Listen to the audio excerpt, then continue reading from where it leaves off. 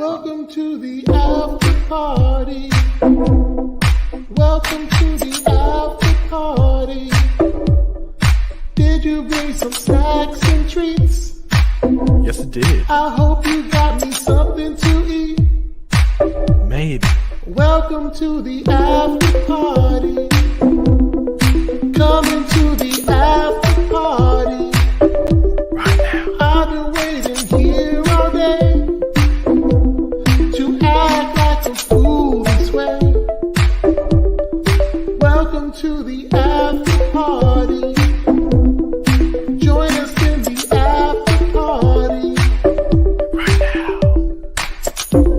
Oh, chocolate and gabbing, maybe some microphone gabbing at the after party. With DJ Eric Page. At the after party. Acapella. Yeah, very bit of an interesting take, bit of a freestyle there. Very interesting. A little freestyle, yeah. Did you bring some snacks and treats? You're always eating. You probably got snacks. No, it's too early. Oh, that's right. That's right. Our time changed, but yours didn't, right? Yeah, mate. By the time when my daylight savings ends, we'll be doing the after party about 8 a.m. my time. #, early riser. But you told me in the beginning you prefer to do these early anyway. I prefer to do them early because I'd rather not. Just mainly because Eric's there's no feedback from Eric until about 2 minutes before the after party starts. So I'm all, sort of in the abyss. I know. And also, nothing's worse than waiting for something to do until midday. Right. Because then you can't do anything else while you're waiting. Yeah. Like, I have a dentist appointment at midday. Like, I went to the dentist the other day at 8 a.m. because I'm like, I'm not sitting around until, I think it was, it would have been like 12:30 if it was the other appointment. Anyway, Snyder Cut Lake Torrent. Thoughts, Eric? Yeah. So that's really weird. So I want to address a couple things. So mainly today, guys, we're going to be talking about the Flash, of Superman, and Lois. But as always, if you want to ask questions about anything else, Batwoman, Black Lightning, Justice League, any questions or anything you want to chat, anything really, you can super chat it. But we're going to primarily focus on the Flash, and then we're going to talk a bit about Superman and Lois because I feel like the Flash is going to take up a lot of time. So there you go. Those are the topics for today. But Justice League. So we had an error like last week. It feels like so long ago. Maybe it was earlier this week where Tom and Jerry was actually playing the Snyder Cut. I think it was like last Friday, wasn't it? Thursday or Friday of last week. Oh. It was something like that. I think it was on the day. It was on the day of the after party. No, sorry. It was on the day we did my stream last week. So this is Tuesday. Tuesday. So about 8 days ago. Yeah. So they had that issue. Now, the one thing that did tell us is that the finished version is available. Like the finished version is up there already because of the fact that if it was able to leak to Tom and Jerry, clearly they already have it on their servers. So, because a lot of people are saying the special effects were going to change, and I'm like, no, I don't think they are. I think it's already done. So, yeah, because they've already done like the Microsoft thing where they had a bunch of people watching it there and everything. And then you said today that apparently there was a leak of the movie on torrent. So, well, it's not even a leak. I think. Oh yeah, you know what I think it is. Remember how sometimes you'll get those random like 2, 3, 4 week bunches where the Arrowverse episodes will just appear like a day or two early on time. I remember that, yeah. And then it just won't happen for the rest of the season. They'll just happen for like 2, 3, or 4 weeks every single season, pretty much.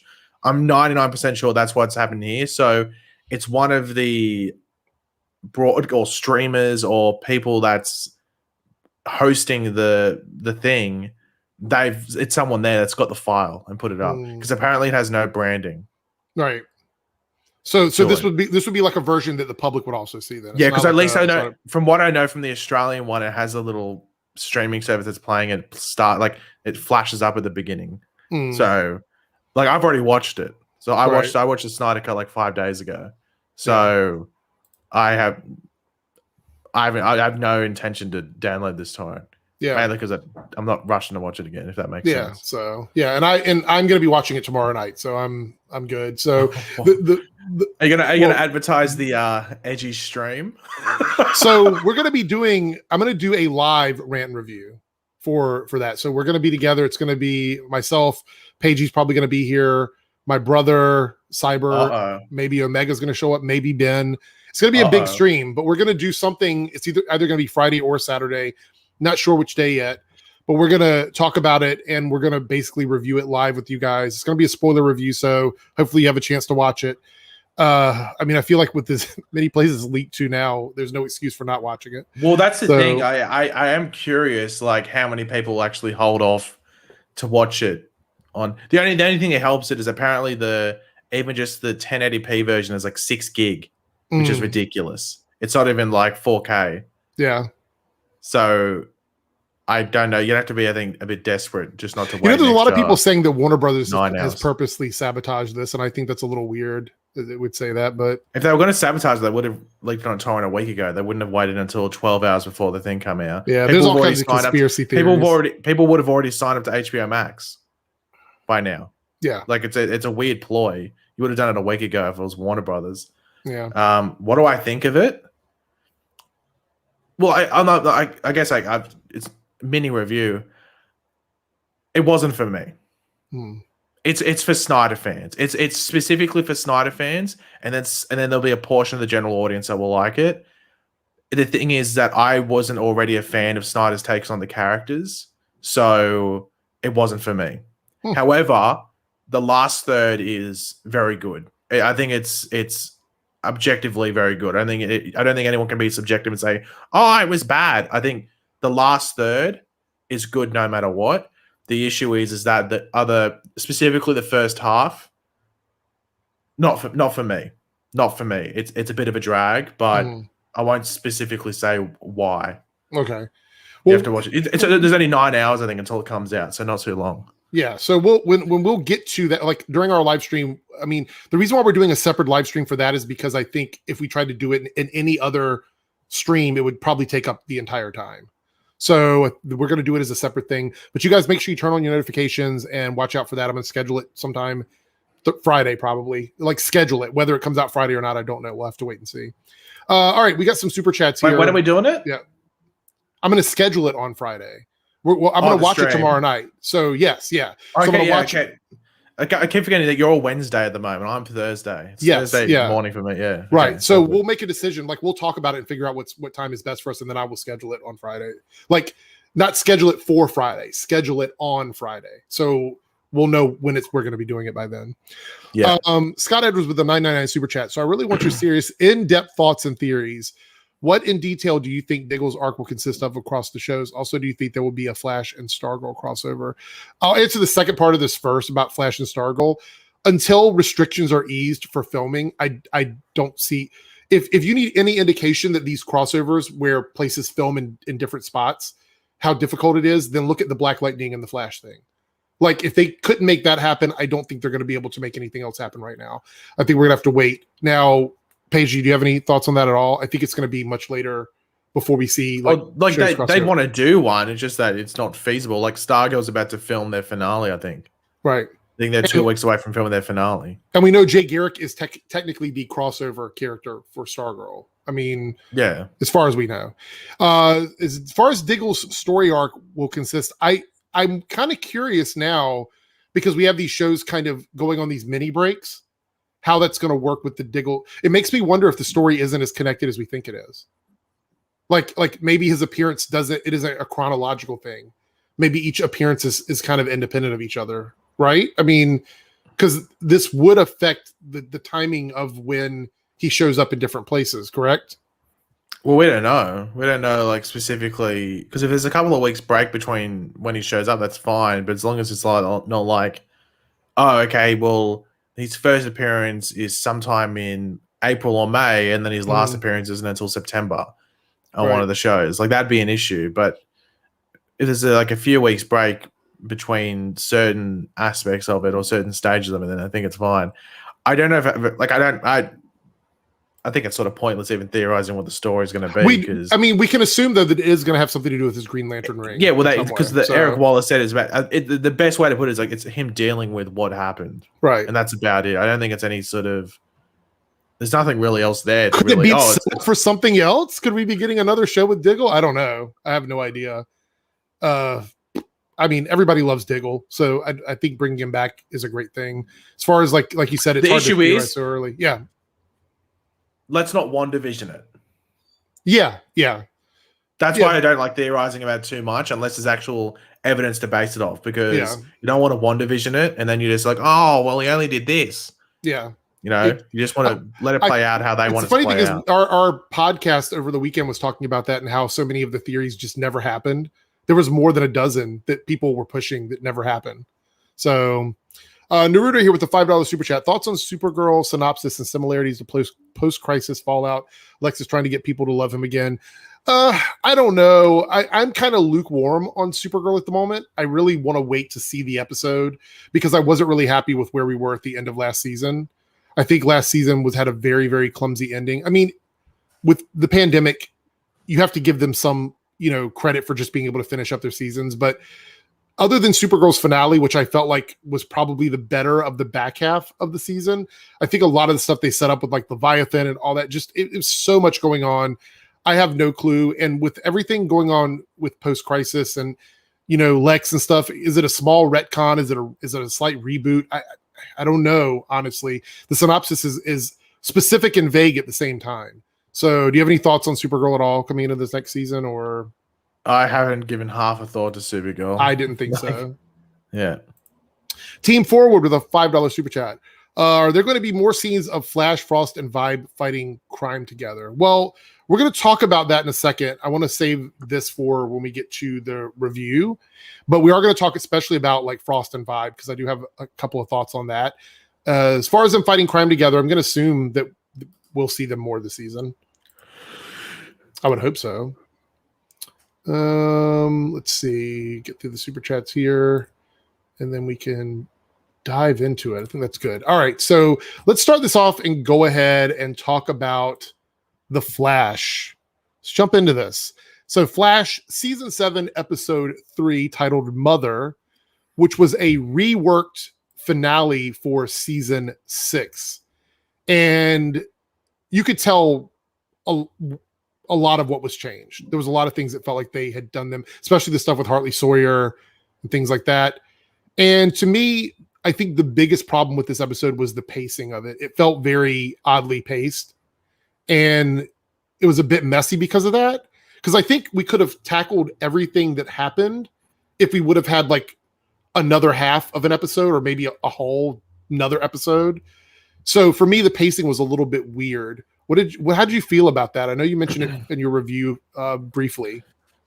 Yeah, it felt, if it wasn't 2 episodes at least, at the minimum, it felt like 1.5 episodes smushed into one.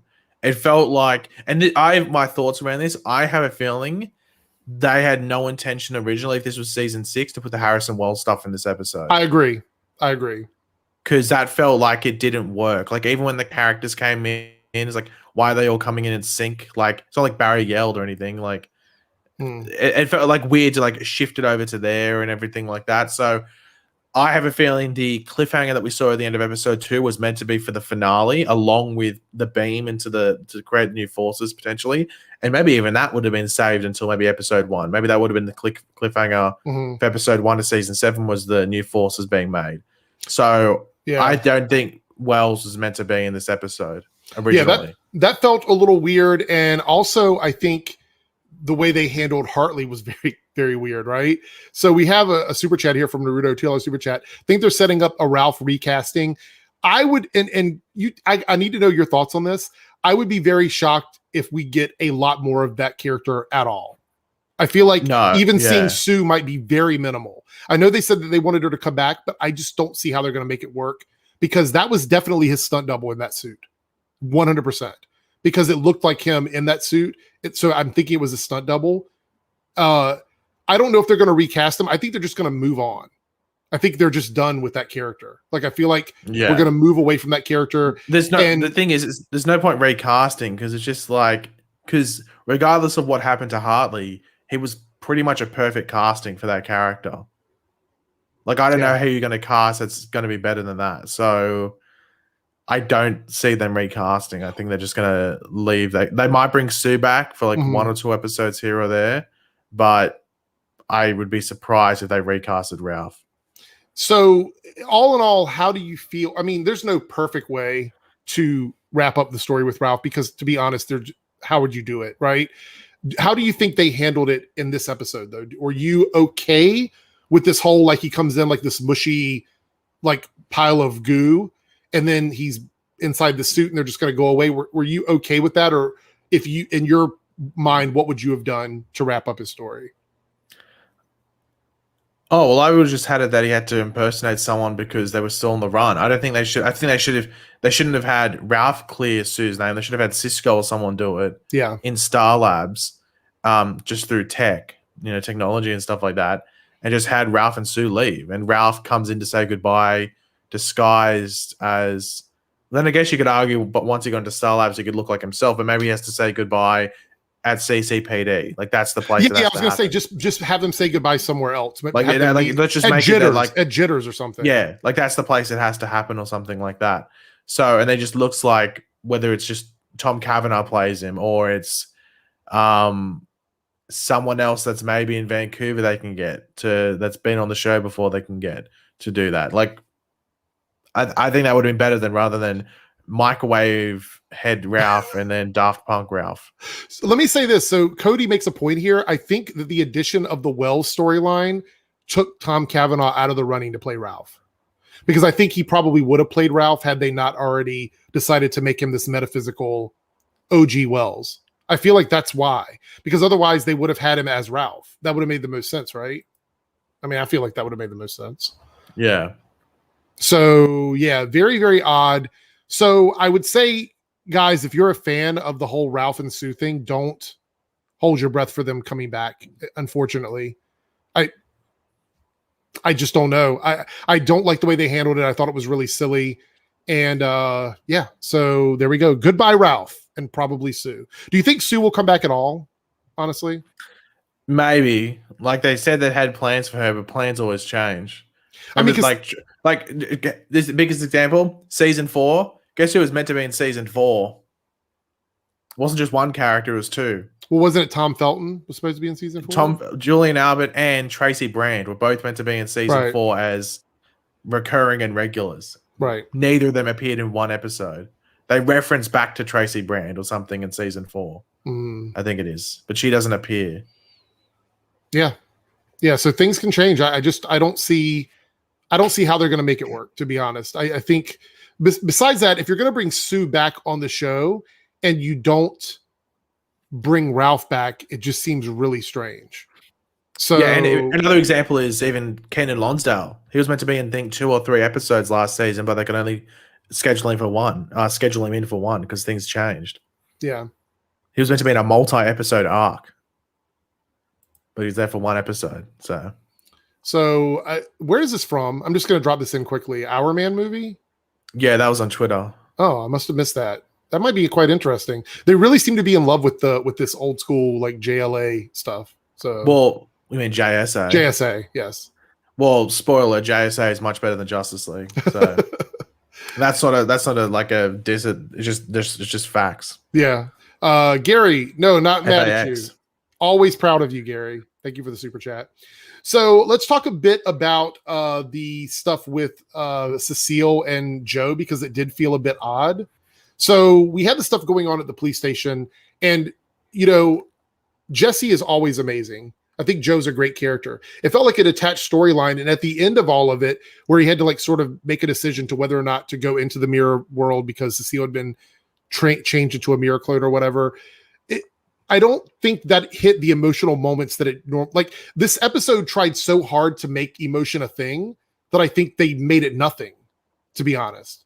Like it pushed so hard for us to feel something for what was going on that I didn't actually feel anything. And that's weird because Joe and Cecile, their relationship is normally very good on screen, and Joe's always very good on screen. So I thought that was kind of strange. Plus, I keep thinking they have a little child. Like they have a baby, and I couldn't even remember the name. I was like Jenna, I think is her name. And I was saying that in my review. And sure it's Jenna, yeah. So, and it's so weird because it felt so completely separate from everything else we were dealing with. So I guess the takeaway from that is, do you think that they hit all the emotional beats in this episode? Did everything land for you? And I'm talking about, there was a lot there was a lot of emotional moments they tried to put into this finale episode. Did they land everything for you? Did you think they did a good job with it? Because I question a lot of the stuff they tried to push. Not really. Like, I think because you go through, like, it feels like you're in like 2/3 or 3/4 of the way through the episode, and they haven't even started taking down Eva, and then all of a sudden Eva appears, and you just start dealing with that. It felt like as I said, it felt like it was 2, or at the very least 1.5 episodes smushed into one. Mm-hmm. And the actual finale for that Mirror Master story wasn't even second place; it was like 3rd or 4th. Right. It felt really weird, and just even how they wrapped it up was a bit odd. Yeah, I'm not too sure exactly what, because it's weird because Eric Wallace wrote the episode, so it was a very weird one. So especially to come off those first 2 episodes, which were really well handled and I think written fairly smart, to this, which felt a bit. And I think Eric Wallace co-wrote it as well, so maybe he just did the story and someone else wrote the actual. I gave him so much credit last week for like setting the boat straight and getting everything right. Well, that's the thing. I don't think it's even that much of an issue with Eric Wallace, because everything else that was set up, I think, is fine. I think it was just maybe the execution and how it was all put together was the issue. And it felt like some things took precedence over other stuff that should have been the precedent, like wrapping up the Mirror Master story. And even just like, they even sort of like rushed the Iris thing as well. Yeah. That felt very rushed. Like, she's on the brink of death and like, oh, I'm awake. Well, not only that, not only was she awake, but then she did so much stuff after that point. Like, after that happened, she literally became super important. It's like, before that, she didn't even have a line, I don't think, up until the point where she walked in. Did she even say anything when she went into the speed lab? I don't think she had any lines until she said something. She said something. She said it after, I think. I think she said it once she'd done it all. Yeah. Maybe she said it when as she touched the fusion sphere thing. Yeah. So as she was touching it, or after it all happened, one of the two. Yeah, it felt like she didn't have a lot of lines until she talked to Eva. I mean, maybe it just seemed like it wasn't much. Geek Information with their $4.99 super chat. What do we think about the tech-based vibe? So I have some thoughts on this. So we got to see this new suit that Vibe is wearing, or whatever that Cisco's wearing. This is our first time seeing that, right? He hadn't had that before, correct? Because I feel like we saw this in photos, on set photos, but I don't think we'd seen it in the show yet, right?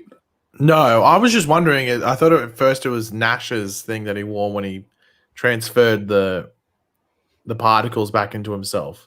That's what I thought it was at first, but like a tinkered version with that. This may or may not be a controversial opinion, because you know me, I love to be controversial.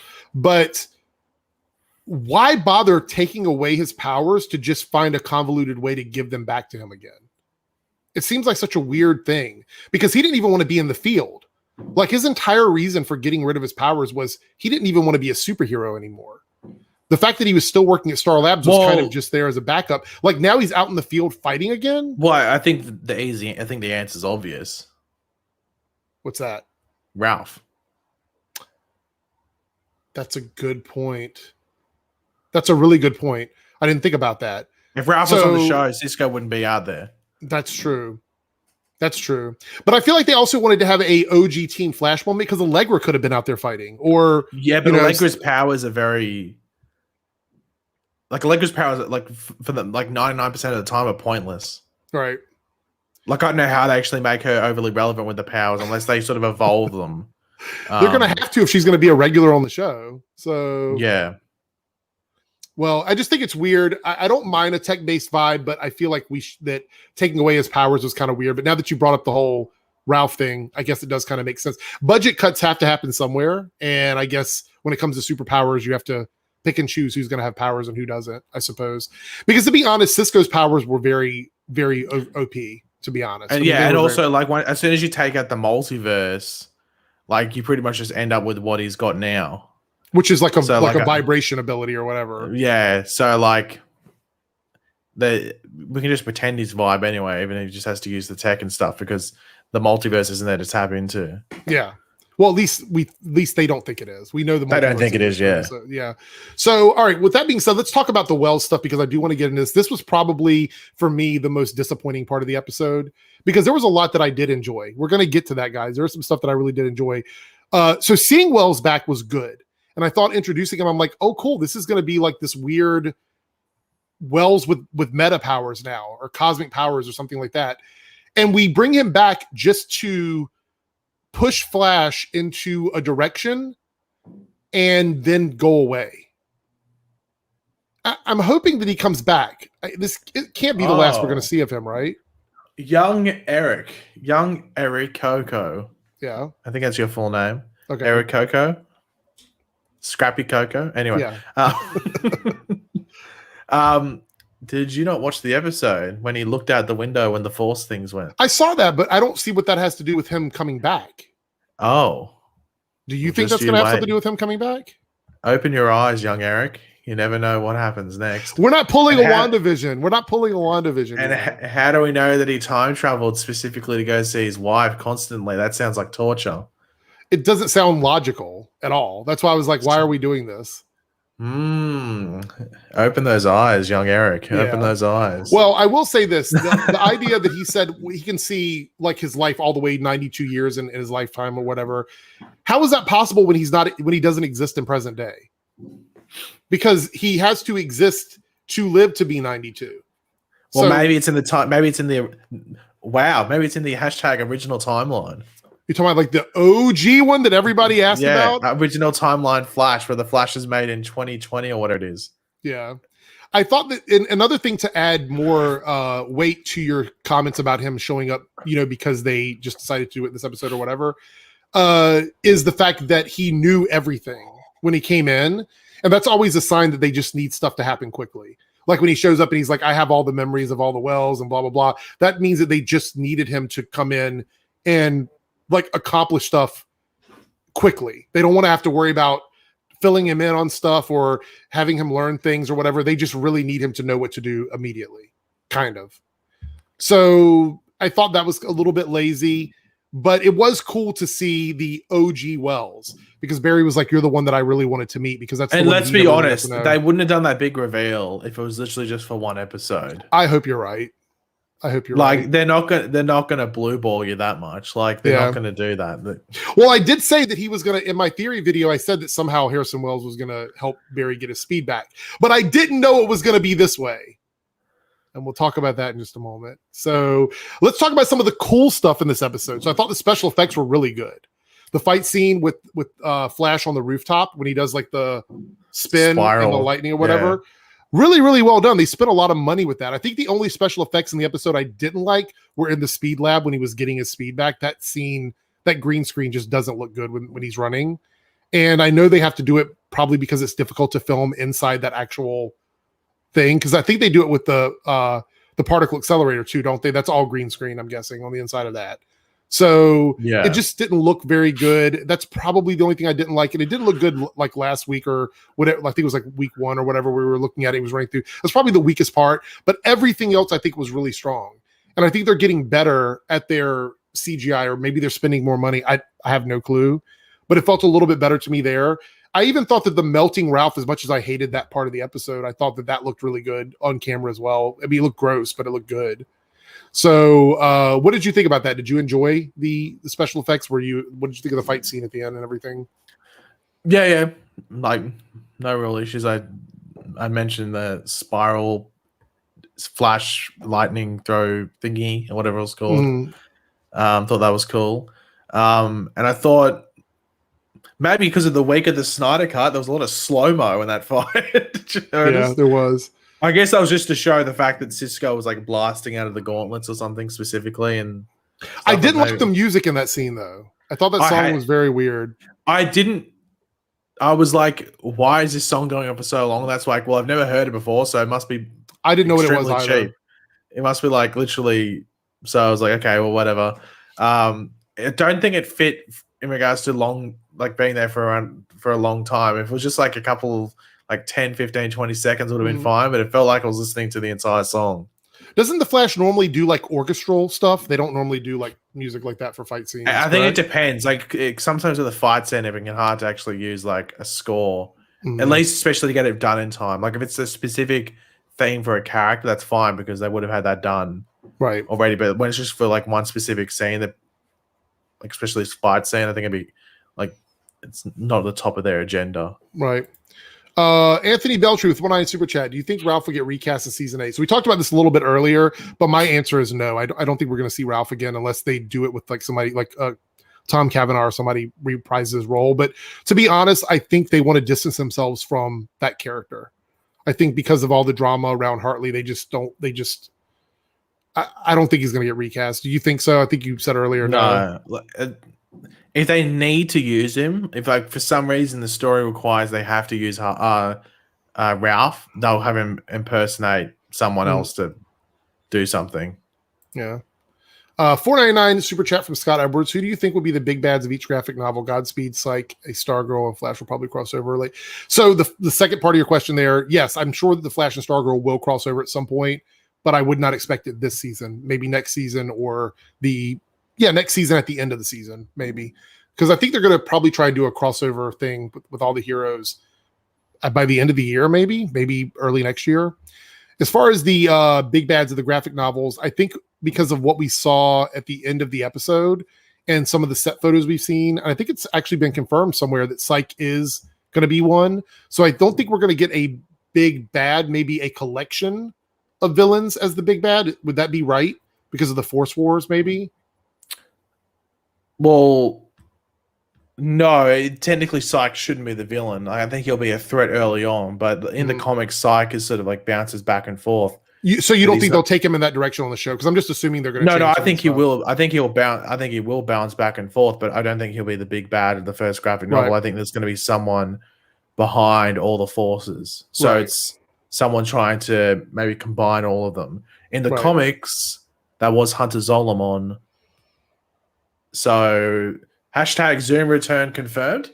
Maybe clickbait for today. Could be. All right, so let's also talk about because there's a lot of good character moments. I think that we got to see, especially that scene at the end when Wells was leaving. I think that moment between Cisco and him was really good. And I didn't believe, though, the one thing that I didn't totally buy into was the Allegra stuff, because let's be honest, she didn't know Nash long enough to be that attached to him. So I just didn't buy it. I just didn't feel that way about it.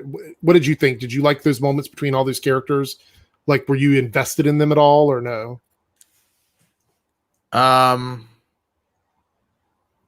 Like the stuff with Wells, because a lot of characters spoke with him and talked to him. Did you find it appropriate, or did you feel like it was a second goodbye? Because it felt like it was just rehashing. We'd already said goodbye to Wells, and it worked really well. Yeah, but I guess before it was sort of like a quick moment. Like they really didn't get, like he just grabbed the fusion sphere and yeeted himself into the ball. So for nothing, he did it for nothing.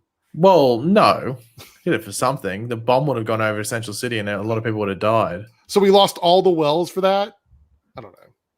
A lot of people are saying that. I'm not saying that. I was being funny. Eric, someone said it in the chat before, but is your hat on too tight today? It is a little bit.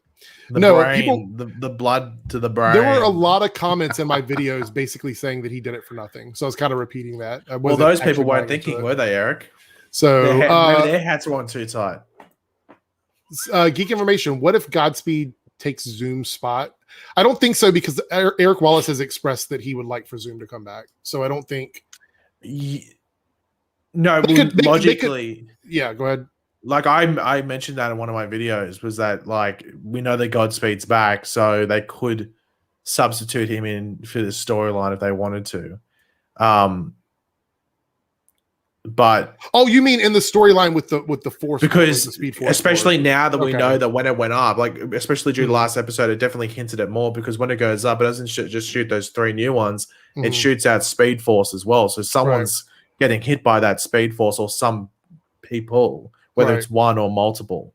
So you have to assume that at least one person hits it. If you're going to choose someone that's most likely going to get hit by that, Yeah. it'd be Godspeed. Yeah. The only Okay, other I see what person he's logically saying. I that see we what could he's see that could get hit by it would be Mina Dawa. And that's only because, well, there's two reasons. One, she's on the book in episode 1, and 2, in the comic, she gets hit by the Speed Force storm. And she's a she doesn't have a big role in the beginning of that story, but she's a very important character.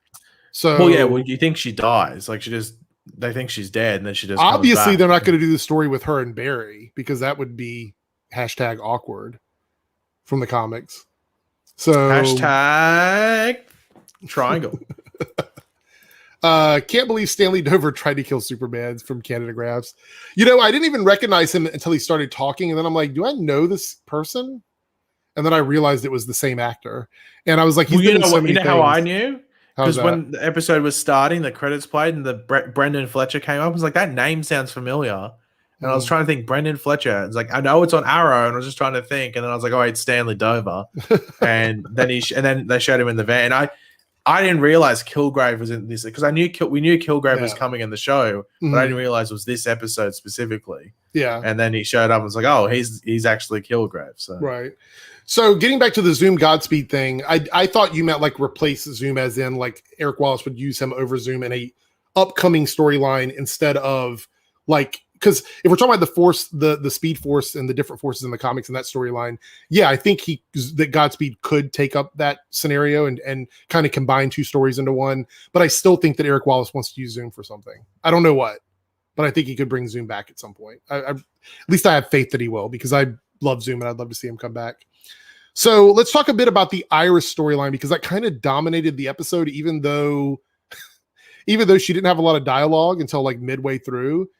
But this is my biggest complaint with Iris every time I have an issue with her character, is when they just put her in something to move the plot forward that it just doesn't always have the same like build up as it should, I guess. And people would argue that the whole Iris is Barry's lightning rod has been going on for a long time, but there's really nothing. There was a hunch, like Barry's whole thing, like this Wells comes back. He has this mysterious thing that, run to love Barry. And then he just assumes that because Nora had 2 different color lightnings or whatever, that Iris would be the one. And he felt something from her or whatever. There was no scientific reason that, to me, that would have led them to believe that Iris could actually do this. And then they even asked Barry, they're like, do you want to take a chance on this? Do you want to do it? Because if this doesn't work, basically you could kill people, you could kill yourself or whatever. And he's like, yeah, I want to do it. I felt like this was a very cheap and easy way to give Barry his speed back. Do you agree or disagree with that? A cheap way? Like a lazy way. I say cheap, I mean like lazy. I think the issue is that it felt rushed. I think they should have had an episode dedicated. I know people are like, oh, an episode dedicated to Barry getting his speed back. Wasn't that episode 1? Mm-hmm. But I think seeing they try to add so much emotion as well as history to it during seeing we're going back to season 1, we should have had either at least a majority of an episode focused on it, or at least more of it. It felt like it just happened like that. Yeah. And we're meant to care about it. That's what I mean. They wanted us to have this emotional connection to it, and I don't think it earned it in the episode. No, I think if you're a West Allen fan and you love that couple, of course you're going to be like, I'm totally invested in this and I love it, and that's fine. But if we're talking about people that aren't too big on like the romantic aspect of it, because I really don't care about any of that, you need to earn that in the episode, and I don't think they earned it. If they would have went a scientific route and been like, let's test her, because they didn't have time, but let's test her and see if she still has residual speed force in her. Yes, she does. Okay, well then we could try and use that to give your speed back, which, by the way, how would she still have residual speed force anyway? Because if the speed force lost its connection, then everybody lost their speed. It wouldn't be like one person. Well, even then, like technically they shouldn't have gone down the route where she was she was a speedster. It's like, well, no, she took Barry's DNA. Like, the difference between being a speedster and she just took Barry's DNA, because technically once Barry got his DNA back, there should have been nothing left. Right. I agree. So I thought the good explanation was throwing it back to season 1 with the spark. Okay. And it's just that tiny spark, even though it was like a couple, I think like 2 or 3 times it happened. But I think that was a good enough way to go about it. Another thing that bugs me is anytime a movie or a TV show or anything uses love as a way to fix problems, I immediately like tune out. I'm like, oh gosh, like it's Is that so because of Bebo though? no, because Bebo, yeah, well, I mean, you know, it is what it is. But I just feel like it's always such a cop out because you're saying that Barry and Iris's love is strong enough to give him his powers back, but no one else's love for each other mattered. Like Cisco couldn't save, Camilla because their love isn't strong enough. Like it's just this weird metaphysical take that just doesn't work for me. I just don't like it. I never have and I never will. And I don't buy into the fact that this gave him his powers back. I think it's a really bad way to do it. I'm happy he has his powers back now. I think this was a very super cheesy way to achieve it when they could have done anything else. Anything else for me would have worked. But then on top of that, not just that, at the end of the episode, we see that while this is happening, what Iris is doing actually releases the different forces into the world. So now we have the different forces somehow through Iris. Did I see that right? Well, I'm sure they're going to explain. I don't know if it's just a fusion sphere in general, because when it goes up, it's just normal Speed Force energy by the looks of it, and then it branches off. Right, but that's because Iris was putting energy into it, right? I mean, that's what she was doing, correct? Well, I don't know. It matters if they go the comic book route, because it's like there's literally like, what is it? There's like a barrier of sorts, and Hunter Zolomon tricks Wally West in breaking it, which releases it. So, wow. What? I don't know. We're just wondering if that ties back to Wells. Yeah. Because he sort of pushed this idea. Well, exactly. So, I mean, if they end up explaining it that way, I think that it might make a little more. It needs to be scientific. The idea of love just doesn't work for me. Get your theory video ready, Paigey. See, these comments like this, if you've been watching anything that I've done, you'll know that anytime I complain about a character, whether it be Iris or any other character on the show. Actually, this comment is stupid because we're literally saying they should have spent more time on it. Yeah. Hello. I wanted it to make sense and for Iris to have more. Like, she didn't have a line. You said she had like one line. I don't really remember her saying anything for like the first. I think someone said that she comes in and says one thing as she's touching it. It's like, "We need you" or something. It is and then she talks after. To me, it's a problem for Iris because it makes her a plot device. If you don't make her an acting participant in the story and you just use her as a MacGuffin, that's a problem with them writing her. That's the issue. I'm not just going to love a character because, I love that character, so anything they do is perfectly fine with me. I've never been like that at all. And I get it makes me so annoyed because Iris is the only person, and I'm going to say this right now, I have criticized every single character in the Arrowverse at one time or another. Every single one.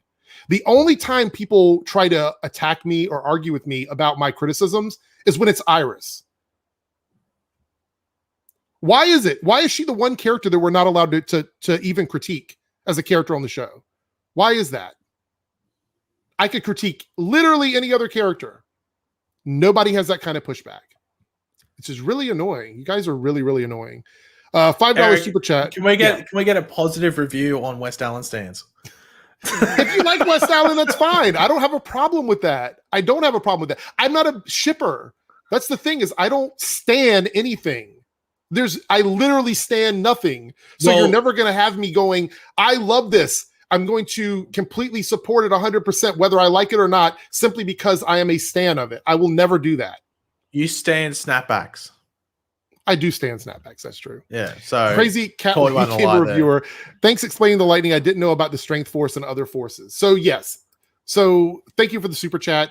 So we get the forces and we get it's the Sage Force, the Still Force, the Strength Force, and I'm guessing the Speed Force. Yeah, Speed Force. So we're going to get one of each of those, or do you think it's going to hit more people than that? I would assume one of each, just because it's not like they have a whole season. Like this storyline is only meant to go up to episode 11, I think it is. So, and episode 4 doesn't count really because it's abracadabra. So you have 5 through to 11. So that's 7 episodes. 7? Can I count? Yeah, 7. So 7? Yeah, 7. Just hold on. I should know this anyway. But yeah, that like if you only got that many episodes, and you got like you have to think you're introducing a character each episode potentially, right? And we know Sykes there for like I think we know 3 confirmed. So, I'd assume one of each, but maybe they leave it that maybe it's we meet the Strength Sage and Still Force, and then they leave like the Speed Force one as a mystery, even though we assume it. Maybe it's not Godspeed, but maybe they leave that and they leave that hanging. They can't find out who it is. Yeah, until later on. That'd be an interesting way to go. Yeah. You guys are relentless with this one person, whoever you are, because obviously it's a troll account. You still weren't going to like it even then. You said last week Killer Flop having speed made sense because it didn't. It was V9 or V whatever. X. I think it was VX. It didn't have to make sense in that moment. It was just one scene. She injected herself and she's not going to retain that speed anymore. The stuff with Iris giving Barry his speed back is at a much higher problem when it comes to the story than that scene. Because that scene was literally a flash in time. It's not going to matter. It's not like she's going to come back and have speed later on in the season. The thing is that each character has been poorly written at stages on the show. Yeah, and we are frustrated when Iris is poorly written, but it's facts. She's the most consistently poorly written character on the show. And that's an unfortunate thing. That's an unfortunate thing. But I've also made like 3 videos criticizing criticizing Killer Frost on my channel and 0 videos criticizing Iris unless I'm reviewing an episode. 3 videos. You did delete the diss track. Which diss track? What are you talking about? Exactly. Oh, yeah. Which one? Yeah, no. Which one? So if you go on my channel, you will see I have done at least 3 videos criticizing the story of Killer Frost. So, and you haven't even heard my thoughts on Iris at the end of the episode. Ooh. So you're going off on me now, but you haven't even heard me talk about the rest of her story. Oh, is that such idiot? Wow, is that $10 so far? $10 to basically be a troll. Okay, well, if you donate one more $5 silly super chat, Eric can afford a month of HBO Max. So you are paying for the Snyder Cut. That's true. Ooh. So let's continue on about the Iris story because this person wants to be such an idiot, I suppose. Oh, he's brought out the I word. I actually enjoyed the Iris stuff at the end because it was the one part of the episode that I think we were expecting and actually made sense. Iris having powers in the Mirrorverse and coming out and being the one to talk down Eva. Although I didn't like the way Eva's story wrapped up, I think all of that stuff with Iris, with her being able to manipulate the mirrors and stuff like that, we all saw that coming. It was a really good payoff for her at the end. And I think that made sense in the episode, opposed to everything else that didn't. If there was one thing that I think really worked for me, it was the fact that Iris did have a connection to the Mirrorverse. So I actually thought that was kind of cool. And it was a cool scene when the shards were going over and she like stopped and held them in place or whatever. I thought that was neat. Now, what happened with Eva after that, I don't totally agree with, but I thought this was fine. And I thought based on how awful the episode had been in terms of pacing before this, I finally felt like this was something that had earned its moment. The only thing I think that they should have written in there is that I don't think they clearly pointed out, they should have pointed out this because I think it made sense, is that like Iris hadn't been there for longer than Eva. So technically Iris shouldn't have been as powerful. I agree. But they should have said that because Eva made the clones, it made her less powerful. But they didn't say that. That was the only thing they should have included there. But they didn't. Okay. And that's the only thing, that's the only like minor note I would put on that, is that they should have stated that, because it doesn't make sense, I think, that Iris would be as powerful as Eva in that situation. No, and I don't even know if she was. I think that she was just able to deflect that stuff. I think that's what's going on. Well, I was watching it, she was holding it. Like, I think if she like just deflected and they flew over her straight away, it'd be fine. But it was almost like a Kamehameha or something, like two forces against each other. But I do feel like we had built up to that. She had been in the Mirrorverse for so long. Her relationship with Eva should have mattered, and it did at the end of the episode. Yeah. And so because I feel like we had kept her in there for so long that we needed a payoff for it. So I'm glad that they did address it. I really hate that it took the entire episode to get to that logical point, because I feel like that's a really good point. And actually, all the fighting that happened was almost unnecessary. That Iris was able to show up and be able to talk her down. And so I felt like that was appropriate. And I liked that. That was probably the best writing in the episode, was Iris's speech to Eva as well. So I actually enjoyed that. So I guess, if you want to super chat me and call me wrong, go ahead, because I just gave Iris a compliment. So feel free to go ahead and super chat me and tell me that I'm wrong, because I would love to see that come up on a super chat. Is Kilgrave basically DC's version of MODOK? Well, we're going to talk about Superman and Lois here in a second. I've got 30 minutes lined up. We're going to wrap up Flash here in a moment, and we'll talk about that. But Kilgrave is a very interesting character, and I hope we have not seen the last of him this season. So there we go. All right, so Staggervore, 49 super chat. How do you feel about Iris being a meta now? I don't know if I think they said her powers are disconnected now, that the Mirrorverse is closed. Didn't they say that? Yeah, I think they said it at the end of the episode, or Caitlin said it and whatnot. But I think it was Chester, wasn't it? Yes, one of the people on the show said that she lost her connection because of the Mirrorverse being closed up and whatnot. But as far as her being a meta, I don't know what she actually is. Obviously, if she's some sort of conduit for Speed Force energy or something, they're going to have to address that at some time or another. I don't know. But I am happy that they got this story out of the way, because now maybe Eric Wallace can do something with Iris similar to what we're getting with Lois on Superman and Lois, where we really give her a story that not only runs separate from the main story, but also kind of connects to the main story. So she doesn't feel like she's just there in Star Labs filling a role that could go to someone else in Star Labs. Well, it runs parallel. Yes, absolutely. Yeah, I agree with that. So let's see. Anything else in the episode that we want to talk about? The Eva stuff, I guess. We'll talk about that at the end. Yeah, willingly letting Eva just walk back into the Mirrorverse, and then knowing that she's a psycho. Yeah. So hello. I do feel like she didn't get the same punishment that I think she should have. And she's not even a human. She's a mere clone anyway. So I don't even know how you would technically trial her, or I don't know what you would do, but I do feel like she got away with very little, like a slap on the wrist kind of.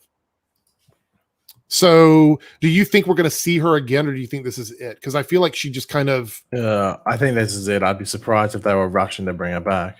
Yeah. Okay, Eric, we're $2.99 off the HBO Max subscription. I see. I'm not even going to acknowledge that. Go be a troll somewhere else. All right, so... so it doesn't have to be that idiot, whatever, I don't know, just person that's currently crying, whoever it is that just wasted $12. But if you donate $2.99, you will have officially completed the Snyder Cut viewing for Eric's Reloaded. Not $3, $2.99. HBO Max is $14.99 a month, and you can cancel anytime. Yeah. So we're almost there. Snyder Cut, here we go for Eric. Here we go. All right, so I'm going to do a shout out to our Team Eric members. Someone reminded me that I didn't do this last week, so I'm doing it now, and we'll do this, and then we'll come back and we're going to talk about Superman and Lois, and you guys can ask questions there if you have any more questions. So yeah, we'll be back in just a moment.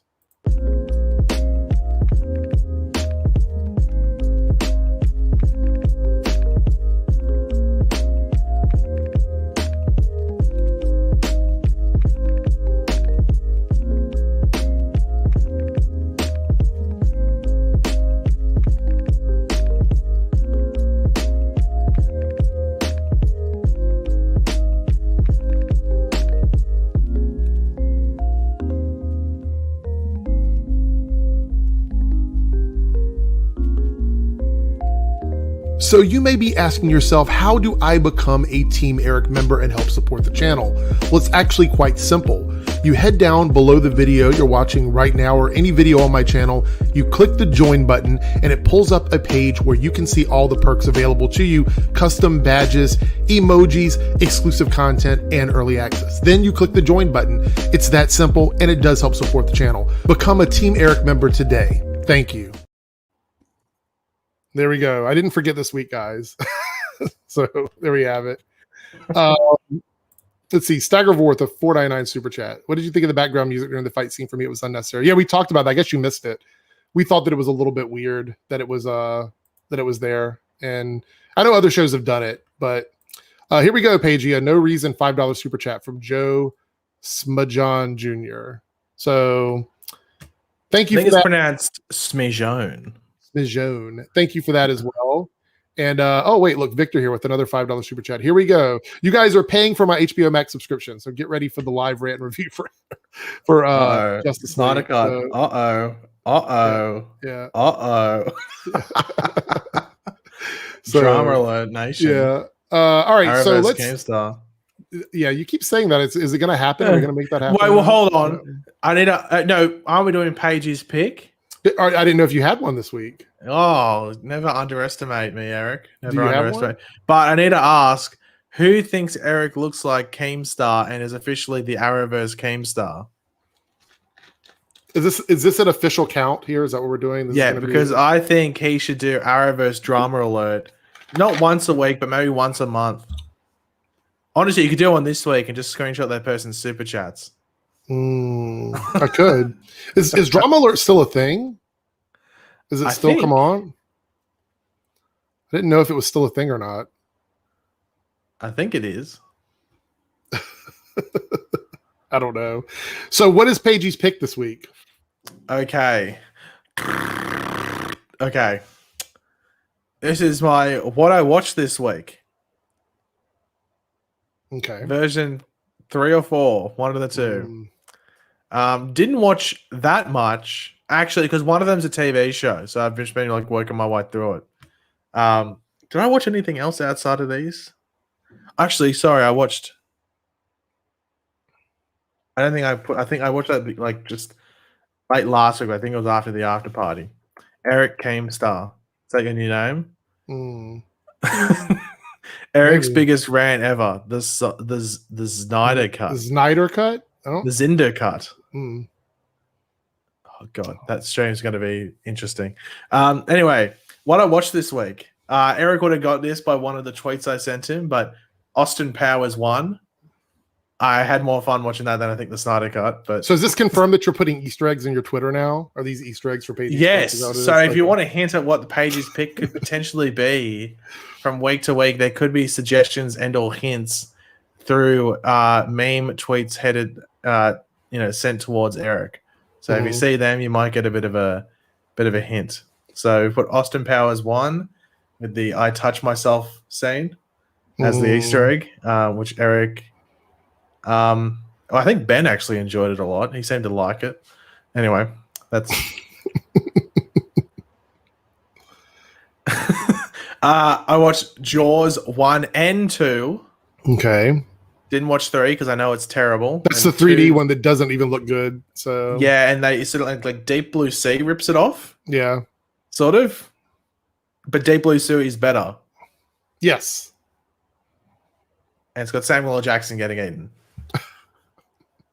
Which I remember watching that for the first time and I pooed my pants. It was scary. Anyway, so yeah, Jaws 1 and 2. Jaws 1 obviously very good. Jaws 2, not that great, but still okay. There's a Jaws 5? There's a lot of them, so I wouldn't be surprised. I know there's Jaws. What's Jaws the Revenge.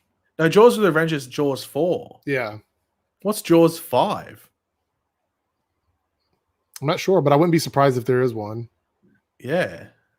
Obviously I watched the Snyder cut or the Schneider cut, whichever, or the Rob Schneider cut, whichever one you want to refer to it as. It'd be interesting to see what you think of it, Eric. I'm very intrigued. I will be done with it tomorrow. I'm not going to live tweet it, but I will be. I can tell you one thing. Ben, who's not here today, gave it a 5 out of 5. I saw that. Capping. 100% capping. Because don't get me wrong, there's people that will think it's 5 out of 5, which is fine. But I know Ben, there's no way he thought it was a 5 out of 5. So that's capping 100%. And I want to ask him why he gave it 5 out of 5 as well. Do you think that's why he didn't show up tonight? Maybe because I think he knew I would have grilled him because he knows I've seen it. So anyway, and don't get me wrong, people will think it's 5 out of 5, which is fine because it's for a specific type of people. But Ben, pure capping. Anyway, I'd watched some episodes of this. I used to watch it time to time when I was on TV, but it's on the new Disney Plus Star thing. So I thought I'm going to start watching it. Bones. You know, Bones? Yeah. Yeah, I just started watching that. I just played it on the background when I'm doing other crap. So we've got Bones, which is surprisingly graphic for network TV. But anyway, and then that's a big bowl of Captain Crunch for Ben. Yeah. And then I watched The Hot Chick with Rob Schneider. Oh no.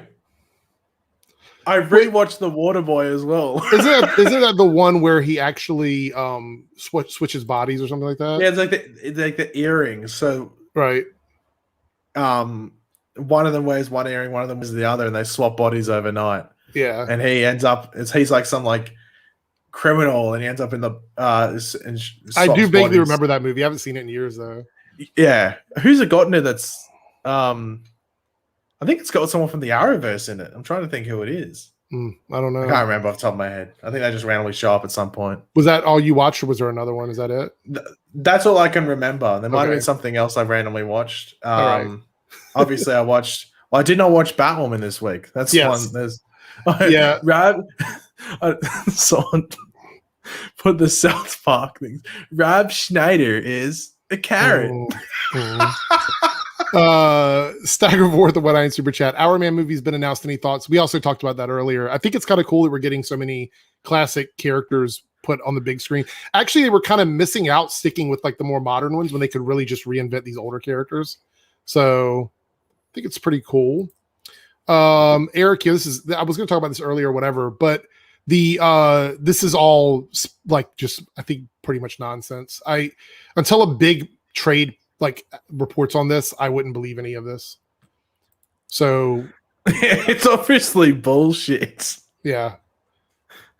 It just got renewed for season. Why would they? Yeah, okay, we're gonna cancel it, but we'll give them all this money so they can do another season. Yeah. Hello. Yeah. Hello. Will Rose, where did the smoke bomb teleporters come from? Nash. Yeah, that's what I thought. I was thinking they didn't mention that in the episode. They just used them, right? Yeah, but that was in the previous season. I guess it just I'm not saying they weren't. I didn't. Yeah, but I think people just forgot because it'd been so long. Like even when it happened, I just second guessed and was like, oh, wow, that's Nash's thing. But it's from last season. He didn't use them a ridiculous amount, but it was one of his things. Yeah, I guess eventually they're going to run out of them, though. I mean, see. All right, we're going to talk a little bit about Superman and Lois. This one doesn't have quite as much to go over as The Flash, which is why I saved it for last. If you guys have any other super chats for anything else, now would be the time to start thinking about them because we're going to be wrapping up in like 25 minutes. So there you go. It's your 25-minute warning there. Drama. So Superman and Lois, Haywire. This episode felt, and I've got my review up if you guys want to watch it. I think Pages is also up now. So after this, if you want to hear like a deeper dive into this, both of our reviews are available. But I felt like this episode felt very Smallville to me in a lot of ways. Not in a bad way either. I felt like it was like a tribute to that with some of the stuff that happened in it. Did you get those vibes at all from this, the Smallville vibes, or was it just me? Yeah, like once you got especially into the back half of the episode. Because I thought them like with this whole concept of like a mysterious thing that gave someone powers and the kids dealing with this freaky thing that was going on that was almost like a horror movie. Like Smallville's monsters of the week or freaks or wall of weird characters or whatever you want to call them. Sometimes they verged on horror. They were sometimes they were very scary or their powers were very scary. And this to me was right on the edge of that because we could see that Tag, I think his name was Tag Harris, that this shaking and vibrating that he was having going on was quite traumatic for him because he didn't really understand what was happening. And it's almost like when a speedster first gets their speed, like they start, things start acting a little weird like that. And he had the accelerated healing and stuff. And so we find out that there was a yellow phosphorus or yellow liquid that eventually we find out is Kryptonite at the end of the episode, which I guess is all under Smallville or in the mining parts of Smallville. Do you perceive this as being an introduction to like a lot more of like these random like people with powers and stuff like that? Do you think we're going to go that direction or no?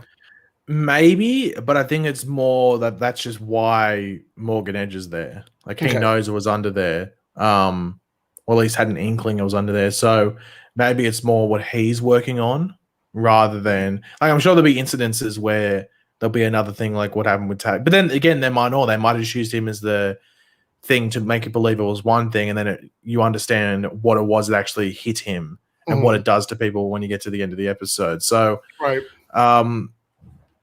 I don't know. I don't think they want to go down that route where they just do what Smallville did with the meteor stuff, because you'd just be straight up just copying it pretty much. Oh, it's another form of kryptonite that's giving people these weird abilities. So they might have a couple more instances of it, or maybe like one more. But I think for the most part, it was just that Tag Harris thing was just sort of to show you a quick instance or example of what the X kryptonite does, and that's exactly what hit him.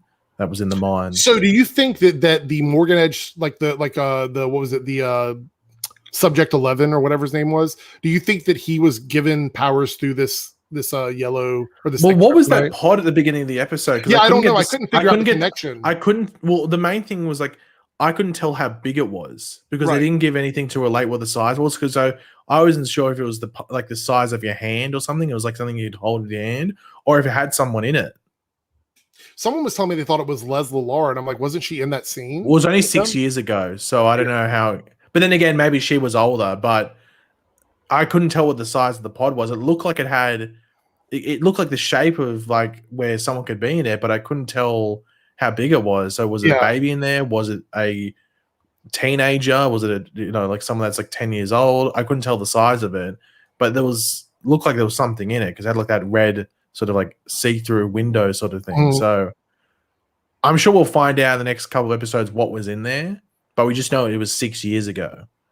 So I guess we'll have to wait and find out. So Maltor says X Kryptonite is not created by Supergirl in comics as a failed experience. It's a deep cut. As far as I know, it was like made to counteract regular kryptonite, and it gave people temporary power. In some iterations, it gives them temporary, and some it just gives them powers. Yeah, but and it's got like what is it? Streaky the Super Cat gets the powers or whatever. That's as far as I know. If there's another version of it, I'm not sure, but I'm pretty sure that's the most classic version of it. Was that it was a Supergirl storyline, but I mean, I could absolutely be wrong. It's so old, I had to research it to find out myself. I knew I'd heard of it, but I didn't really know the origins of it. So, but anyway, so yeah, it's going to be interesting to see what the pod was, and now we know what Morgan Edge wants from the city and or from the town. And I think there was a lot of Easter eggs in it. Somebody was telling me that the mines were called Schuster's Mines, which I thought was interesting. And well, I said in episode 1. Yeah, but I didn't think about it till this week, and I'm like, that sounds familiar. And they were like, oh yeah, that must be an Easter egg. I'm like, yeah, you're probably right. And Glen Morgan Square apparently was named after Grant Morrison's run of minor villain from Action Comics, Glen Morgan. But I don't know if that's just a coincidence or not. I wrote it down because someone mentioned it to me, and I was like, I don't know. But let's talk about Lois a bit in this week's episode. So she's got her storyline going on with Morgan, and I just want to talk briefly about how well she's being done on the series. And I think I don't know if it's necessarily because Todd Helbing kind of has surprised me here, or maybe the writers are just so much better.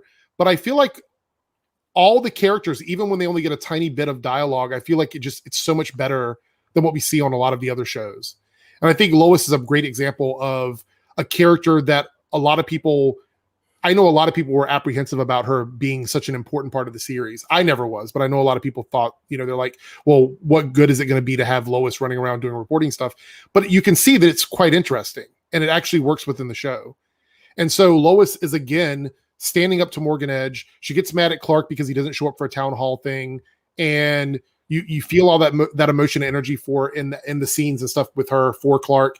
And this is why I had so much issue with the Flash episode, because we had that Flash episode, and then we go into Superman and Lois, and all of the emotional moments are earned in the episode, and they weren't all earned in the Flash episode. And it's like night and day difference between the way the writing was handled. And I know that with the Flash, it's a different situation. That was them trying to pack everything into like this pseudo finale thing and whatnot. But Superman and Lois has been consistent with this kind of writing for the most part. And I think Lois Lane is really, really good. And we talk about this every week, but I want to know, are you still enjoying Lois as much? I feel like she's gotten even better for me as the show has gone on, especially in this week's episode. Yeah, because she's doing more of her own stuff. Because especially in those first episode or two, a lot of it was just with Clark, but now she's got a like completely her own complete separate storyline, and you're seeing how good of a character Lois can be. Mm-hmm. Like one of if not my favorite scenes from last episode was that one with Morgan Edge in the tunnel, Yeah, where because it she was cut like him a off. game. Well, Yeah, it was she a cut him game off. of it was like two minds, like it Mhm. was a mind game between the two, and you're like, who's going to win this one? And they were both going at it pretty hard, and I want to see round two of that. So I'm excited to see where they go with it. Obviously, it's going to run parallel, especially now we've got Kryptonite there. You're going to have to think Superman gets brought into that at some stage, and maybe even, especially because of the reveal with Sam Lane in this episode, that it maybe ties into that as well. So though they're running parallel, they're getting slowly and slowly closer together and we're only at episode 4. We've Right. still got 11 episodes to go after this. Yeah. So I'm excited to see where they eventually meet, and the anarchy that might Wasn't come from there that. a rumored Lois Lane show that was going to be coming to DC Universe or something, and people were like poo-pooing it? No, it was like an origin show where Lex Luthor was working at the Daily Planet or something like that, or was involved with it, and him and Lois Lane. It was like they were the two main characters. So Right. thank the Lord that never happened, because no one really liked the idea of that, I don't think. I was going to say, because I think this one's doing a much better job with handling that. So we have the stuff with the boys now, and you can see that Jonathan is finally getting frustrated with Jordan because he's kind of being pushed out of the limelight, and Jordan is like the star. And we kind of saw this coming a couple weeks ago, that this was going to happen. I wasn't sure how deep it was going to go, or if Jonathan was going to get powers before it got to this point, but clearly it's bothering him now. And we're starting, that's kind of where that the whole stuff with the kids to me felt very Smallville in a good way. Like this week, like last week, I had a problem with it. I think my issue with the football thing and all of those scenes in last week's episode was I just don't think it was as strong as it could have been. Whereas this week, I think all the stuff with the kids and the game they were playing, and how, you know, they went out to this kegger together and stuff like that, it just felt a bit more natural to me. So I think last week was just, maybe it was something in the writing that I didn't enjoy, but I really liked it this week, and I thought that it was really good. And we see that, you know, Jordan is starting to get a little bit of confidence, because at the end, when his friend is out there and he's having this issue with powers and whatnot, Jordan, because of his grandfather saying, don't distract your father or whatever, decided that he was going to go with that, and that he was going to try and stop this himself. And it didn't really work out. They ended up having to call, you know, Superman or Clark or whatever. And so how far do you think it's going to go with this? Do you think this problem with Jonathan and Jordan is going to continue through the season? Do you think it's going to be like this issue where it's going to be like a brotherly thing where they're going to work it out, or do you think it's going to become bigger and become a bigger problem with them? Like, are they going to end up on opposite ends of the spectrum in school? Are they going to have to deal with that? Or do you think they're going to work together? Because they were very close before he got on the football team, and now it feels like they're being pushed apart because of this. Yeah, like, where do you see their story going? I'm personally not feeling that. I think that's really bit much change, because I think Clark says something in the episode which makes sense. I think Jordan was like, "Oh, okay." Was when he's like, "Well, hold on, he's not keeping you out of the football team. You don't play the same positions. Just do your own thing." And he's defense, and Jonathan is a quarterback, so it's different thing. Yeah. So, well, I hope that it doesn't turn into something like that. That's kind of what I don't want it to do. I really want them to continue to be. It sounds like you want it to turn into something like that, Eric. No, I don't. I absolutely don't. That's the one thing I don't want. Is that kind of drama. To rant while reviewing. I do not want it to happen. Not at all. Not at all. I did have someone ask me if that's like an accurate depiction of like what the kids do in a town like that, and I would say it's pretty close in America. Like the idea. I grew up in a very rural town, like it was a very small area, and not there, but it was a very slow area. There wasn't a lot to do, and what you did on the weekends was you went out and sat in a parking lot and hung out, or you would go to like the football games, and then after the football game somebody would have a house party. That was very much what we did. There wasn't a lot to do other than that. So I think the depiction of them going out and socializing with the kids at someone's house or whatever, that's really kind of what I remember growing up in a small town. So I feel like that's, to me, that would be an accurate depiction. So I think Todd Helbing grew up in a small town. So he seems to have based a lot of the show on his experiences in life. Like there's two they're twin boys in the show because he has two boys, Mhm. and like the original is meant to be a boy and a girl. Everyone's Yeah. saying that we need an Eric backstory episode now. Yeah. Eric's lore. Yeah, it is. Eric No, origin I mean, story. really, what we did, like when I was growing up, like I spent a lot of time with friends. Like, again, we didn't have a lot to do. So we would go and just hang out. And that was like literally that's all you did. Just go and hang out somewhere. And of course, there was going to be beers and stuff. I mean, that's just the way it was. You're kids, you're not being supervised. I mean, you're going to do stupid stuff. And that's what happened. Now, as far as it being portrayed on the show, I haven't seen anything other than the comment that the coach made about the guy breaking his arm because he went to a kegger. Other than that, I don't know if they're glamorizing it or if they're just using it as a point of storytelling. There's a line you have to walk with that. So I don't know. All right, so let's talk a bit about the Clark stuff and kind of like wrap up our thoughts on this.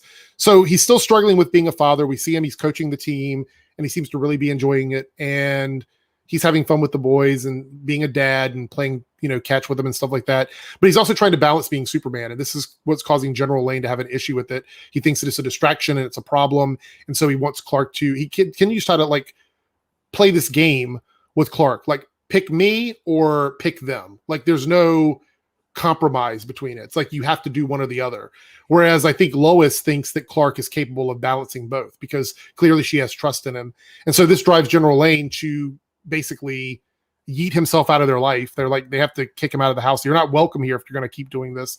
And so he leaves and we see him like pull the pin out, the little badge that has the 7734 on it that he got from Luthor. And he decides to open up that program. So I feel like his story this week was literally just to get to that point, kind of. I mean, I don't think there was a lot of depth in that. I think it really just was pushing him in that direction.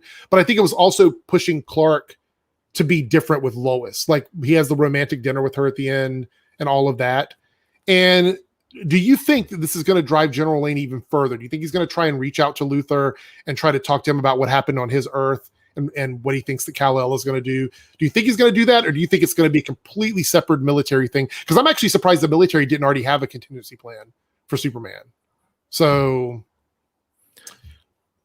like, do you think he's going to work with Luthor, or do you think this is going to be 100% his own thing? I think he's going to work with Luthor at some point.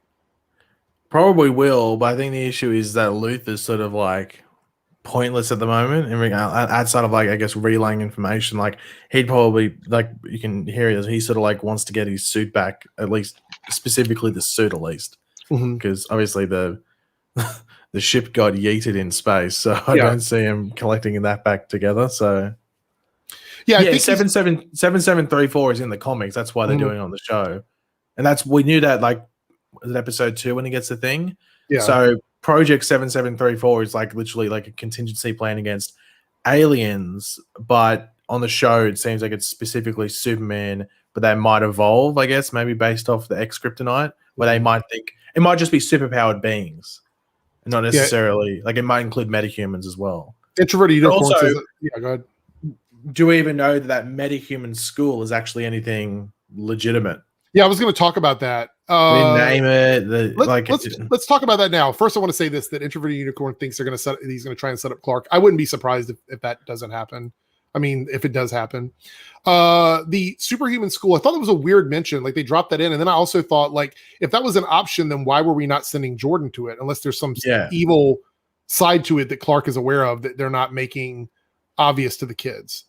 Because if there's a school that'll train them and teach them how to learn how to use their powers or whatever. I feel like that would be kind of a good place for Jordan, but maybe it's not. Somebody was saying Hive, maybe. I don't know. Any thoughts on that? Do you have any opinions on that or not? I don't know. I'm intrigued to see because when you bring in the Jordan thing and all that, and then just the fact that it'll be like silent on it, like it's just like it's a school for superhumans, just like okay, well, that's a bit suspicious. I also wonder if that's the way they're going to set up villains for the kids, because it is a school with kids that have powers. I wonder if that's where they're going to set up villains for the kids.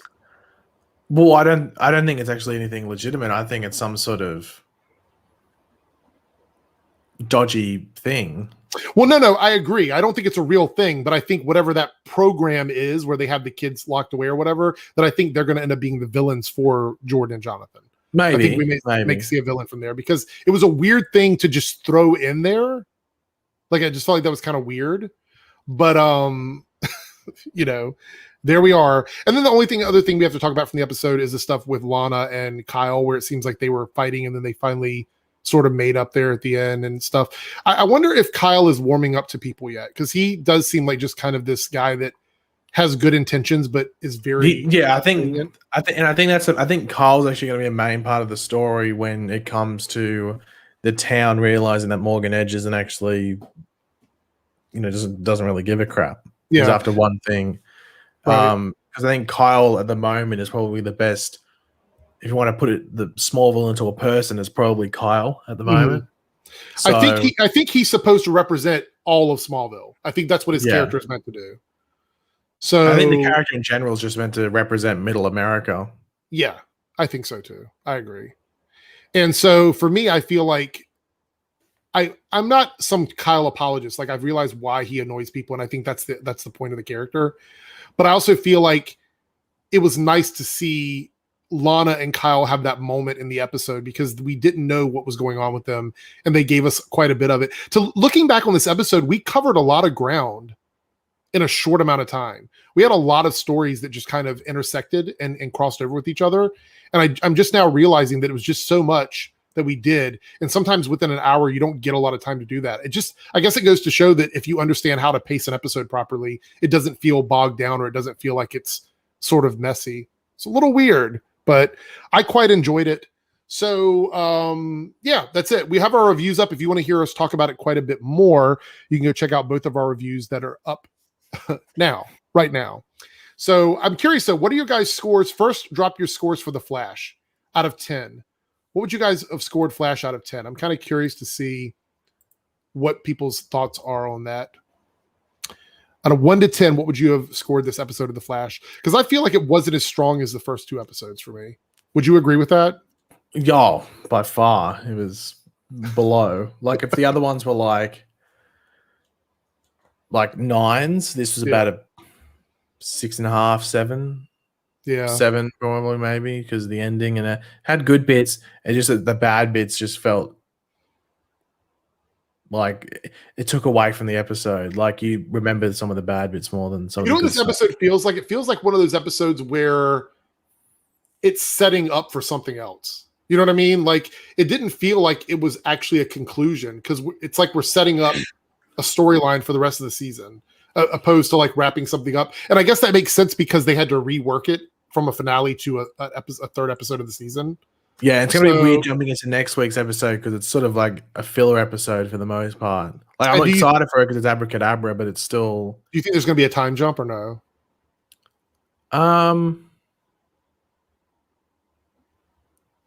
Maybe. I wouldn't be surprised if they did a time jump. Maybe, but then again, I wouldn't... Maybe they might go ahead like a couple of weeks. I'm not expecting like months. Right. Jump. Yeah, I'm not expecting a long time, but Like, I must say that I'm pretty sure Iris has new hair. Oh, so maybe she has shorter hair. I think. I'm not too sure that she's only in it for like a couple of seconds, or like a split second. But I think she's got shorter hair in next week's episode. Okay, that's interesting. Different hair, so maybe they're trying to show that it's skipped ahead a couple of things. Yeah. So right. So, and also now in the chat, give us your score for Superman and Lois. What did you think of this episode of Superman and Lois? I'm curious to see what everybody else thinks about it, because I think that there was a lot of worry about quality dropping, and I don't think we've seen a drop off in quality. Would you agree with that? Yeah, I'd probably give it like a 8.5. I gave last week about an 8. Do you think we're going to see Kilgrave come back? You think he's going to return? Maybe, but I think they need Intergang there. Yeah. They need his like. Because we didn't talk much about that, but because I think that I talk about it a bit in my review, but I think that if we were going to mention that at all, it was very quick introduction to that character, and it was the introduction into Intergang. So I think that's a setup for something else. Yeah. So I see a lot of people scoring. Maybe Luther goes to them. Oh, that would be a good point. Yeah, that would be a good point. I could see that happening. Because it looked like in the comics they have alien tech, and it looked like alien influence tech, at least potentially. It was hurting Superman a lot. So maybe he goes there because he thinks that they might be able to help him out with his suit, maybe with weaponry that can hurt Superman. Mm-hmm. So maybe Luther goes there. I'm seeing a lot of scores that are mirroring the Flash episode for Superman and Lois. I don't know how you could score them identical scores, to be completely honest. I mean, maybe you can. I don't see it at all. Like, it's just not for me anyway. So anyway, last minute things as far as, because I wanted to mention that somebody was talking about Batwoman this week's episode not being great and whether or not I'm going to keep reviewing it. I'm going to keep reviewing it for a while. I was going to throw the towel in. Eric loves torturing himself. I'm still holding out hope. I think, I don't know.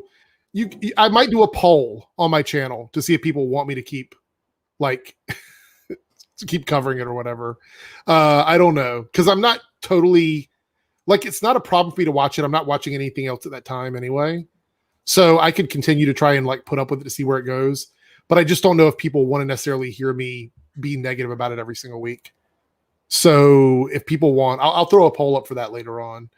And as far as Black Lightning goes, I know some people were curious about my thoughts on that. I did a whole review on it. If you want to hear my thoughts on Black Lightning, go over there and check that out. There is some controversy in this week's episode. Don't expect it covered in my review. But if you want to ask my opinion about it over on Twitter, I'll be glad to talk about it. Drama. I know. I can't believe that Black Lightning is in the situation it's in, but it seems like they made some very interesting choices this week that haven't gone over very well for a lot of people. So we'll have to see. I still like Black Lightning. I think it's and I like the new Jennifer. I think that she's doing really well, and I can't wait to see where she goes. I love the old Jennifer. I like the new one. So we'll see. We'll see. That's that. Thank you for the super chat, but that's going to be impossible. I cannot review stuff and pretend to like it if I don't like it. So if people want me to review something, you have to want me to do it because you want my opinion on it. So, I appreciate the super chat, but I would rather stop reviewing it than just pretend to like it.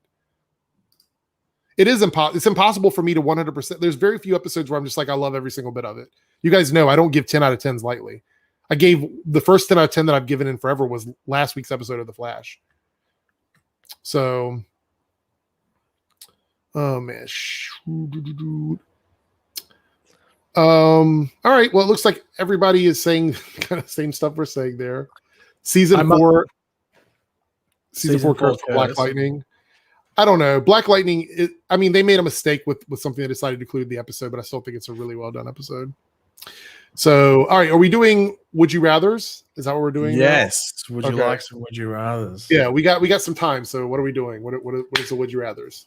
Would you rather have bad breath or smelly feet? Smelly feet. Because I could kind of keep that wrapped up in something, whereas my breath is always in somebody's face. Stank breath. Yeah. Would you rather have spaghetti for hair or sweat mayonnaise? I don't know. I think spaghetti for hair because you could just wear a hat like I do a lot of times. Would you rather only be able to whisper or only be able to shout? Well, if you whisper, you could do ASMR. So I think I'd rather whisper. To be honest, I think when I talk normally, I shout anyway. So I may as well just keep that in there. Yeah, baby. Oh, my. Story time. So you know how see you next Tuesday is a common piece of vocabulary in Australia? Mm-hmm. When I'm in America with my mate, we're in this shop, and he's I don't know what we're doing. We're just looking in a shop, and you know how you you know how we wear thongs, but you call them flip flops. So he's wearing thongs, and I purposely clipped him on the back of the heel just to piss him off, and I've stood on his thong and sort of broken it, and he's gone. Can you stop being an F and see you next Tuesday? And this is so we're in an American shop, and there's this woman coming by, and she's just blown up because he's just tried to say it normally, but he's just shouted. Yeah, and she's heard it, and apparently it's just you're the devil. So I thought that was funny. This will never happen because I will never use those stupid terms and try to. Well, to be honest, can we call you the halfering? We could possibly the halving. Yeah. The only thing is I review them realistically. I don't review them from the place of somebody that's just watching it to hate it. I don't hate watch anything. So, anyway, here's the next one. Wait, did you answer? Yeah, you said whisper. mhm. Okay, interesting. Would you rather talk like Yoda or breathe like Darth Vader? Breathe like Darth Vader. Why would you want to talk like Yoda? Because I think Darth Vader's cool. Yeah, but you don't have to talk like you don't have to do like the Yoda voice. You have to Yeah. just use the way he words sentences. I don't know. I think Darth Vader's cooler. I like Yoda, but I think I'd rather talk like Darth or breathe like Darth Vader. Talk like Yoda, you will. Maybe. You wouldn't want to speak like that. Matt, can we get a positive review on Batwoman? Next week's episode of Batwoman speaking like Yoda. Oh, I don't know how I would do that. I think you'd have to practice. script it. I think you would have to script it. Yeah, definitely. There's no way. I think, yeah. Well, you've promised it now, so you're gonna have to keep doing it. Would you rather live forever with an eyelash in your eye or spinach in your teeth? We kind of did something like this last week with the like something in your eye or something else. I would rather do something in my teeth. I just can't. The eye thing would be annoying.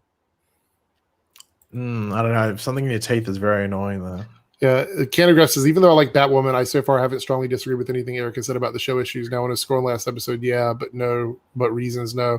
Well, because I don't dislike my problems with Batwoman don't have a lot to do with like the characters or the stuff that happens within the show in terms of like the direction of like motivations and things like that. It has to do with the overuse of Alice and the really wonky writing.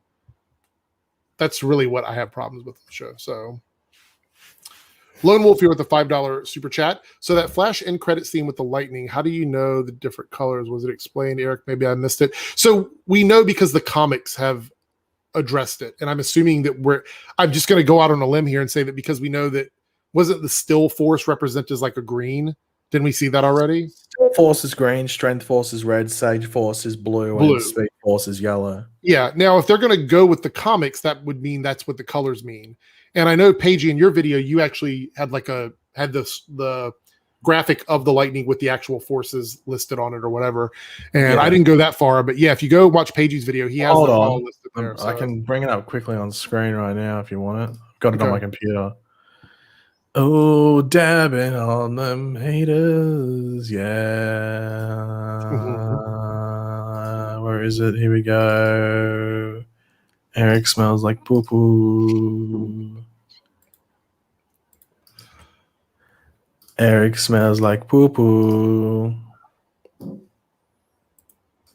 right, let's take the super chat down. There we go. So that's the forces as represented in the comics. So we're just going to assume that those forces are assigned the same colors on the show because it wouldn't make much sense to change them. And we also know that Psyche we've already seen set photos of that character. So what are we doing here? Oh, I'm just zooming in. The only thing I'm kind of curious about is the strength force is represented as red, but that's also the negative speed force. So I'm kind of curious I don't know. That's a little weird, I guess. I will say this though, if you want a really good run, I mean, it's like a couple hundred issues to get to it, but this run of the Flash is really good. The one that introduces Godspeed and all the Speedster Storm leading into this particular storyline is one of the most like, I don't know. I really loved like every issue of it running all the way through. So I would say give it a shot. So this is where we got it from. I think you can find this online too if you search up Force Quest. Just type in Force Quest and you should be able to find it. Yeah. Also, somebody asked about this, and let's talk about this briefly. I actually had it saved here, and I didn't even pull it up yet. But we did get the reveal of Eclipso on Stargirl. What do you think of this design? I like it. It looks like Eclipso. Yeah. This is really well done. I'm shocked at how good this is. Not that Stargirl has bad costumes, but I really think that this take is really strong. Yeah. So I'm super excited. Even like the way the face, the different color there on the side, it's not so obvious like it is in the comics, but you can tell that's the way they were going for it. Like that half like moon. The crescent. Yeah, like the crescent moon. Yeah. Like some people didn't even notice it, but it's like a yellow. It's like a more yellowy sort of. Mm-hmm. It's like whitish, then like it's a bit more yellow on that side. Yeah, I really like it. I think it's pretty cool. Okay, got some super chats here. Baltimore filmmaker, $5 super chat. If they drop the Kate storyline, do you think it'll be better? 100%. I think that's what's holding the show back right now is the Kate Kane storyline. I think it should have happened the maybe first 2 episodes. They should have had it, and then they should have wrapped it up. I don't know why we're dragging it on. There better be this amazing payoff. They better have the best payoff ever for dragging on this Batwoman Kate Kane storyline. I don't think they will, but I'm just saying they better. Geek Information with a 49 super chat. They still have the Still Force in use already. That's the turtle, and anybody else who uses absolute zero technically.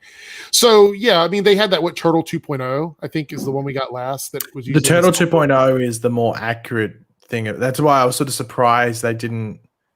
When she was in it, I thought that they were going to introduce the Still Force then, because what she did was pretty much Still Force. So I wonder, how did she get connection to the Still Force before it got released? Well, I think she was just a meta that had it, so they might just make it that. Well, technically, it's right now is the Still Force being made. If they're not going to make it that it was locked up before, so maybe it's just solely created now. Yeah. But what she had was as close to the Still Force as you can probably get to the comics. The only thing I think she didn't do is that, I think from memory, I can't remember which one it was. I can't remember if it was Grodd or not. Can make what Green Lantern does, but out of the Still Force. Right. So, they might do that. I'm not too sure. If I know they never did Green Lantern on the show, it'd be random if they did now with this character. Right. But yeah, so Still Force is most of the way already been on the show.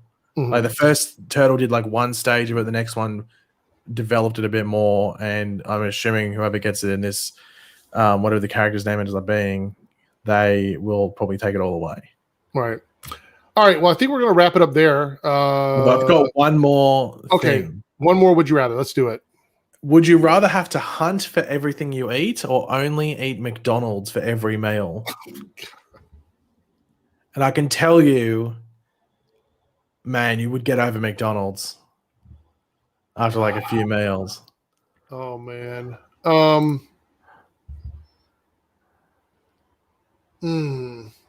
When you say hunt, do you mean literally hunt, or go around looking at different places? Like hunt? No, not just going to the shops area. I didn't know what you meant. It's just going to a restaurant. I know. I think I'd rather hunt actually, because I can't imagine eating.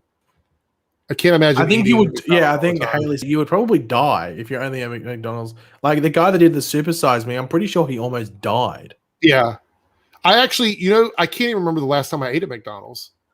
Now that I'm thinking back, I think last year sometime. You're more Five Guys burgers and fries, aren't you? I do have that occasionally, but not all the time. Maybe once or twice a month. But yeah, I can't. I couldn't eat fast food all the time like that. That would be too much. Oh, you die. Yeah. Yeah, that's easy. Just get either a bow and arrow and or spear gun, maybe, depending on the size and or shape of creature you are hunting. Let's see. We got a super chat here, so we'll do the super chat and then we're gonna head out. $5 from Lone Wolf. So do you think Wally will come back? How would you like it to happen? I want to see Wally fight Godspeed or Thawne for a change. So I think now that Eric Wallace is in charge of the show, Keenan Lonsdale is kind of happy to come back as Wally. And I think if COVID wasn't a thing, they might have already started working out details on that. Because I think that's the only thing that screwed it up No, he was touring last time. He was on tour last time, so that's why. And he had a couple other things filming. But I don't see why he wouldn't. Keenan Lonsdale seems to be very okay with coming back and working with Eric Wallace. And as far as how I would like it to happen, it's his most well-known role. If anyone sees him, they go, "Oh, Kid Flash." Did you see you probably haven't seen it. He's been in an American commercial for Old Spice. No, I saw it because it plays during The Flash. Does it? Okay. I didn't know if you've seen it or not. As soon as I saw that commercial, I was like, is Keenan Lonsdale on an Old Spice commercial?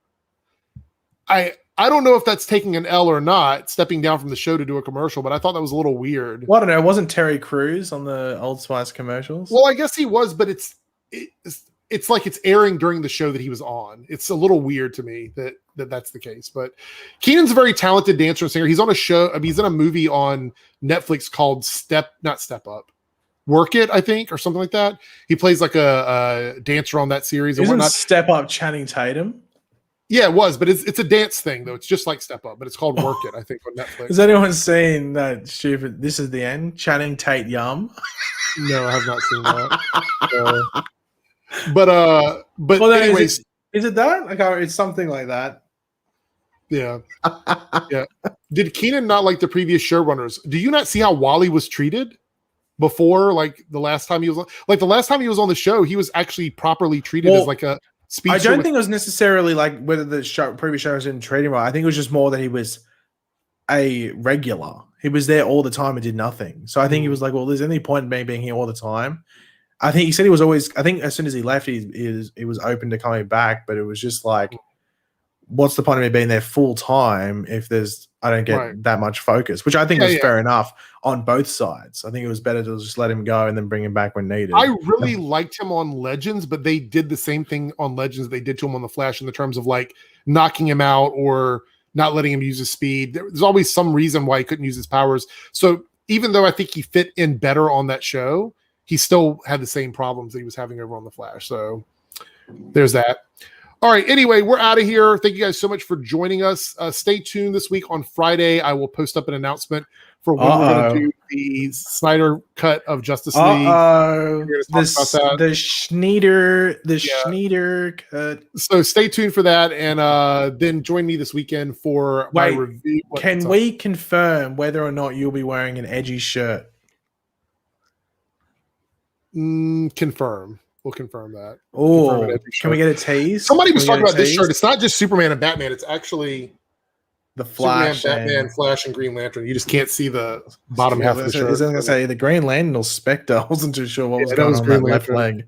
So, but anyway, stay tuned for that. And then this weekend for the Weekly Geekly, we're going to dedicate the whole show to the premiere of Falcon and Winter Soldier. We got so much stuff coming out this weekend. It's kind of crazy. So we'll be doing the Snyder Cut at some point, and the Weekly Geekly will be Falcon and the Winter Soldier. Right, so Snyder Cut, it's not tomorrow, is it? It is tomorrow for me. It is tomorrow. What, the stream?